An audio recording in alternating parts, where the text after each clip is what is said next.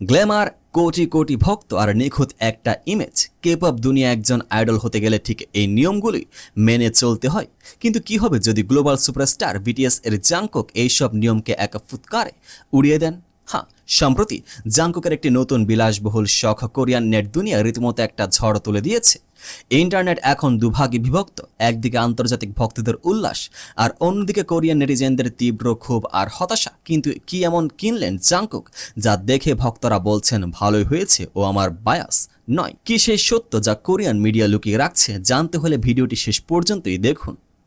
ঘটনার সূত্রপাত হয়ে জাংকুকের অফিসিয়াল ইনস্টাগ্রাম পোস্ট থেকে কোনো পূর্ব ঘোষণা ছাড়াই তিনি একটি দারুণ লাক্সারি মোটর বাইকের ছবি শেয়ার করেন, আর মুহূর্তের মধ্যে তা সোশ্যাল মিডিয়ায় দাবানলের মতো ছড়িয়ে পড়ে। ভক্তরা ধরে নেন এটি জাংকুকের লেটেস্ট এবং অন্যতম বিলাসবহুল পারচেজ। আন্তর্জাতিক ভক্ত বা ইন্টারন্যাশনাল আর্মিরা যখন তাদের প্রিয় আইডলের এই নতুন অ্যাডভেঞ্চারাস শখ দেখে খুশিতে আত্মহারা, ঠিক তখনই কোরিয়ান নেটিজেনদের একাংশ যেন ক্ষোভে ফেটে পড়লে। কোরিয়ান সমাজে কেপপ আইডলদের একটি নির্দিষ্ট নিখুঁত ছাঁচে বা আইডল মোল্ডে দেখতে পছন্দ করা হয়, আর জাংকুকের নতুন বাইক প্রেম সেই ছাঁচকে চুরমার করে দিয়েছে। চলুন সরাসরি দেখে নেওয়া যাক কোরিয়ান নেট দুনিয়ায় সেই বিস্ফোরক মন্তব্যগুলো। সমালোচনা এতটাই তীব্র ছিল যে একজন নেটিজেন সরাসরি লিখেছেন, ট্যাটু, পিয়ার্সিং আর এখন মোটর বাইক। হ্যাঁ। অন্য একজন বেশ আক্ষেপের সুরে লিখেছেন, আমি আস্তে আস্তে ওর প্রতি ভালোবাসা হারিয়ে ফেলছি, দীর্ঘশ্বাস। এমনকি কেউ কেউ তো জাংকুকের মানসিকতা নিয়েও প্রশ্ন তুলে বলেছেন, ও কি সোশ্যাল মিডিয়ায় আসক্ত? এমন সব জিনিস ও পোস্ট করে যা দেখে মনে হয় এটার কি আসলে কোনো দরকার ছিল? কিন্তু প্রশ্ন হলো, জাংকুক কি আসলে ভুল কিছু করছেন, নাকি কোরিয়ান সমাজ অতিরিক্ত রক্ষণশীল?